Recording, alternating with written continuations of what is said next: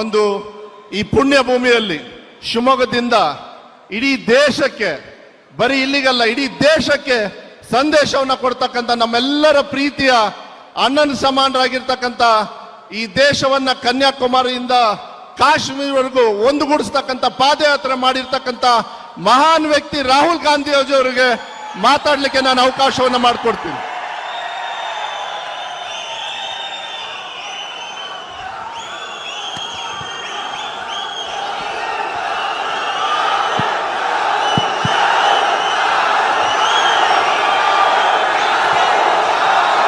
Hello,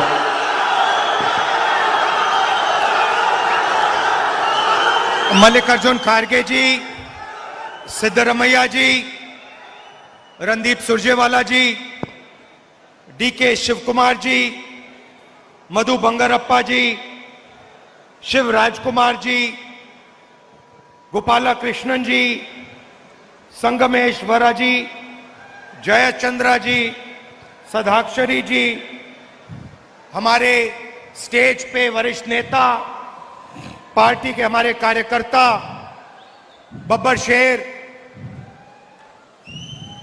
भाइयों और बहनों, कर्नाटक के युवाओं, महिलाओं, प्रेस के हमारे मित्रों, आप सबका यहां दिल से बहुत बहुत स्वागत।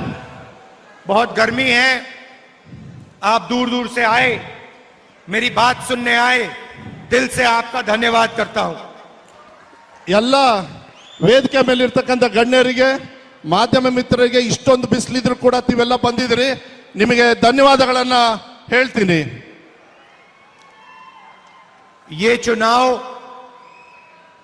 पहला चुनाव है जहां बीजेपी के नेताओं ने साफ कह दिया है कि वो हिंदुस्तान के कॉन्स्टिट्यूशन को, संविधान को बदलना चाहते हैं, खत्म करना चाहते हैं।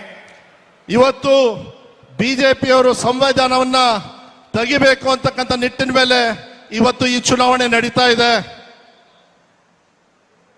एक तरफ कांग्रेस पार्टी जो संविधान की रक्षा कर रही है और जिसने हिंदुस्तान की जनता के साथ मिलकर यह संविधान देश को दिया था, ಇವತ್ತು ಅವರ ಕೈಯಲ್ಲಿ ಹಿಡ್ತಕ್ಕಂಥ ಈ ಸಂವಿಧಾನವನ್ನ ಕಾಂಗ್ರೆಸ್ ರಕ್ಷಣೆಯನ್ನ ಮಾಡ್ತಾ ಇದೆ.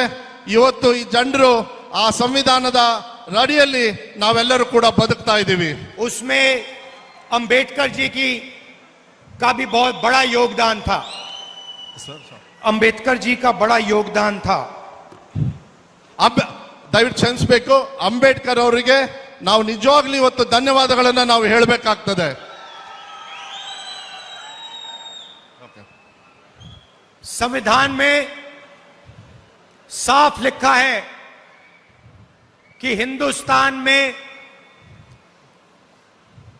समानता होनी चाहिए, इक्वालिटी होनी चाहिए। ಸಂವಿಧಾನದಲ್ಲಿ ಸಮಾನತೆಯನ್ನ ತರಬೇಕು ಅಂತಕ್ಕಂಥದ್ದು ಸಂವಿಧಾನದಲ್ಲಿ ಬರೆದಿದೆ. और इस संविधान में साफ लिखा है कि रिजर्वेशन होना चाहिए। ಈ ಸಂವಿಧಾನದಲ್ಲಿ ರಿಸರ್ವೇಶನ್ ಬೇಕು ಅಂತ ಹೇಳಿ ಆಗ್ಲೇ OBCಗೆ, SC STಗೆ ಬರೆದಿಟ್ಟಿದ್ದಾರೆ. और इन दो चीजों को बीजेपी मिटाने की कोशिश कर रही है। वो नहीं चाहते कि रिजर्वेशन हो और वो संविधान को जड़ से उठाकर फेंकना चाहते हैं, खत्म करना चाहते हैं। ಈ ಎರಡು ವಿಚಾರಗಳನ್ನ ಬಿಜೆಪಿ ಅವರು ತೆಗೆದು ಹಾಕಬೇಕು, ಕಿತ್ತು ಹಾಕಬೇಕು ಅಂತ ಇದ್ದಾರೆ. ಅದನ್ನ ರಕ್ಷಣೆ ಮಾಡತಕ್ಕಂಥ ಕೆಲಸ ನಮ್ದಿದೆ. कुछ दिन पहले उनके नेशनल प्रेसिडेंट ने इंटरव्यू में कहा, जो भी समानता चाहता है वो नक्सलवादी है। ಏನು ಇವತ್ತು ಬಿಜೆಪಿಯ ಒಂದು ದೊಡ್ಡ ನಾಯಕರು ಹೇಳ್ತಾರೆ, ಎಲ್ಲಿ ಸಮಾನತೆ ಬೇಕು ಅವರೆಲ್ಲ ನಕ್ಸಲರು ಅಂತ ಹೇಳಿ ಹೇಳ್ತಾ ಇದ್ದಾರೆ.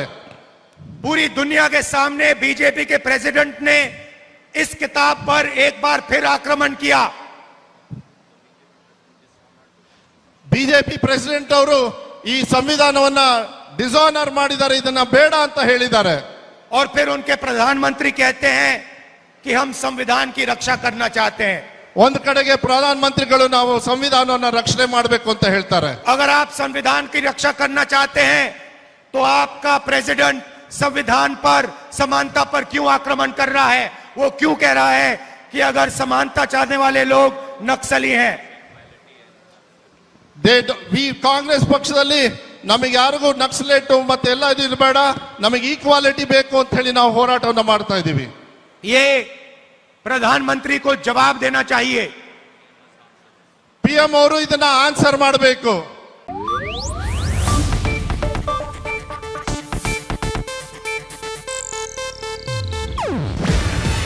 ಇದು ಏಷ್ಯಾನೆಟ್ ನ್ಯೂಸ್ ನೆಟ್ವರ್ಕ್ ಪ್ರಸ್ತುತಿ. ನೀವು ನೋಡ್ತಿದ್ದೀರಾ ಏಷ್ಯಾನೆಟ್ ಸುವರ್ಣ ನ್ಯೂಸ್.